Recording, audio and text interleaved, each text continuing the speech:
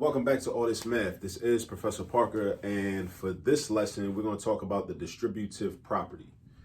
Please subscribe to the YouTube channel if you have not already. Also, check us out, follow us on Instagram at All This Math, because we will have content on the Instagram page as well.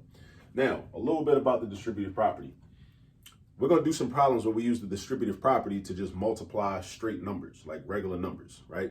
Now, a lot of people might recognize this as the quote unquote new math, right?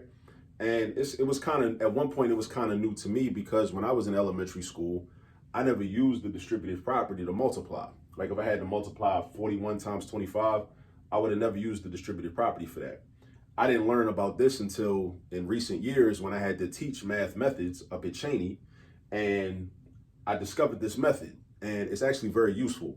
When I was coming up, we didn't really learn about the distributive property until we got to algebra, and we had to multiply, expressions that contain variables in them. Like you might have a set of parentheses and there might be a binomial in there. It might be like x plus 5, but then outside it might be an integer like a 3 or maybe even another variable outside. So we learned about the distributive property in that situation because you can't follow the typical order of operations rules because inside the parentheses you got unlike terms. So you can't add x plus 5. I mean, you represent it as an addition statement, but you can't actually do it. Like you can't put x and 5 together because you don't know what x is, right?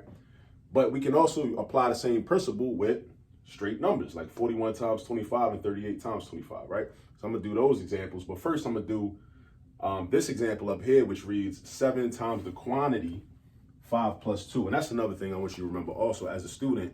When you have an expression written inside parentheses, we call that a quantity. So we don't need to say parentheses, or we don't just say it straight through like 7 times 5 plus 2, because 7 times 5 plus 2 does not represent this. This represents 7 times the quantity, meaning that this 5 plus 2, that expression is together. 5 plus 2 is together. It's like one thing, one entity, right? You're multiplying 7 by this entity. So what we do is we distribute. And also when we do math, you need to think about the language that we use in. And what does the word distribute even mean? Distribute means to give out, right? Now, when we're doing math, math is about equality, math is about equity, math is about fairness. I preach that all the time. So what happens is you got to remember that you don't only distribute the 7 to the 5, the first number, and then not distribute it to the 2, which is a very common error that a lot of students make. I think they just be working too fast, right? You got to distribute the 7 to the 5 and also to the 2. So what I actually instruct students to do is this. And I don't like this marker. What I actually instruct students to do is this. Actually illustrate, you know what I mean? Illustrate 7 times 5 and then 7 times 2. Excuse me for 1 second. Notifications popping up on my phone and whatnot. All right, so anyway, 7 times 5, right? And we need to know our multiplication facts. So you know 7 times 5 is 35. Right? And then you put your plus sign. You're going to add that to the quantity, or not the quantity, the product of 7 and 2. So 7 times 5 gives me 35. 7 times 2, see my line I drew? 7 times 2 gives me 14. Right? 35 plus 14, 30 and 10 gives me 40, 5 and 4 gives me 9, 40 and 9 gives me 49. Now, we didn't have to do it this way. We have options. In math, you have a lot of options, right? So we could have did 5 plus 2, used order of operations, added the 5 and the 2 inside the parentheses and got the 7, and then just multiply 7 by 7. We still would have got 49, but I'm trying to exemplify the distributive property and how it can be used. So that's why I purposefully did not use that method. I used another method. And that also shows you how in math we got a lot of options. You should embrace the options. Don't let the options make you feel uncomfortable. Embrace the options that you have in mathematics. All right, but now let's look at number 2 and number 3. They're a little different. That's not set up in this manner. When you see a problem set up like this, you automatically probably start thinking distributive property, because you see a number outside and you see some parentheses with some stuff inside of it. So that like usually triggers a lot of us and we start thinking, oh yeah, distributive property, that's what I gotta do. But this doesn't have that. But check this out though. This is why the distributive property is a very helpful tool. It's a very helpful tool because what I can do is, with the distributive property, I can create a happy number, right? Now, what's a happy number, in case you haven't seen me talk about that in another video? A happy number is basically a number that ends in 0.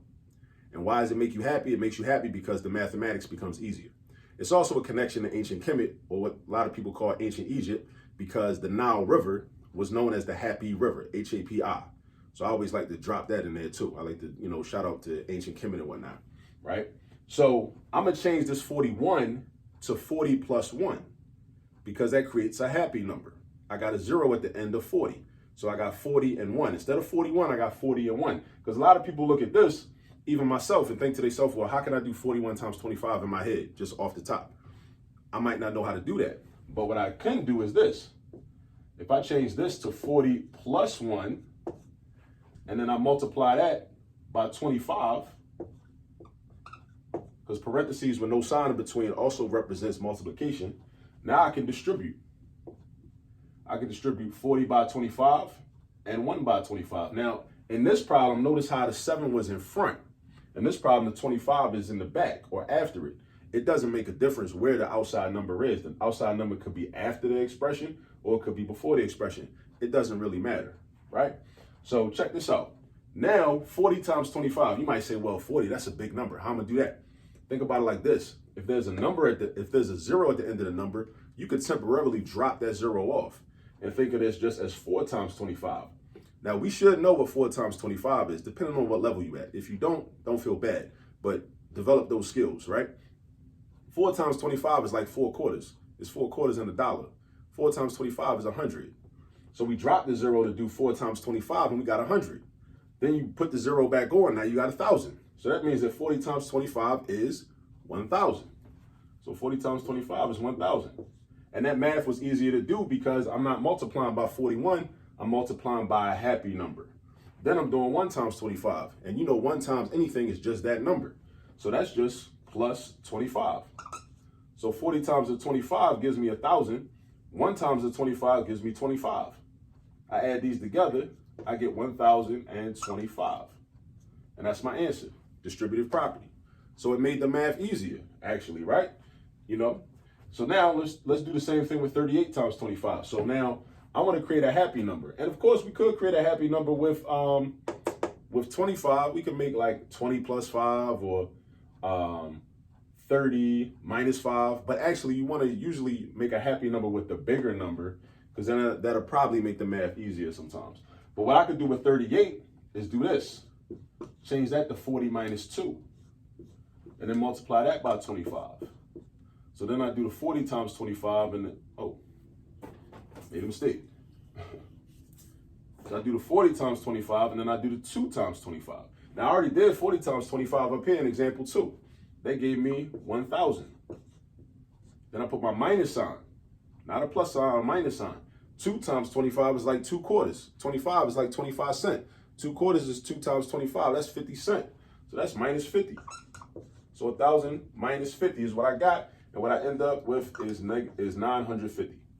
So now we just use the distributive property to multiply integers, or what we think of as regular numbers. All right. So this is the distributive property used in a different way where there are no variables involved. Usually we don't get introduced to the distributive property until we see the variables. This is some of the new math that I know a lot of people are anxious about and uncomfortable with, but I want to get you comfortable with the new math. Because once you're comfortable with it, then it's not going to be a big deal no more. So use this video as a guide, create some examples for yourself, and just get to work. Practice using the distributive property. All right, I'll catch up with you on the next video. Peace.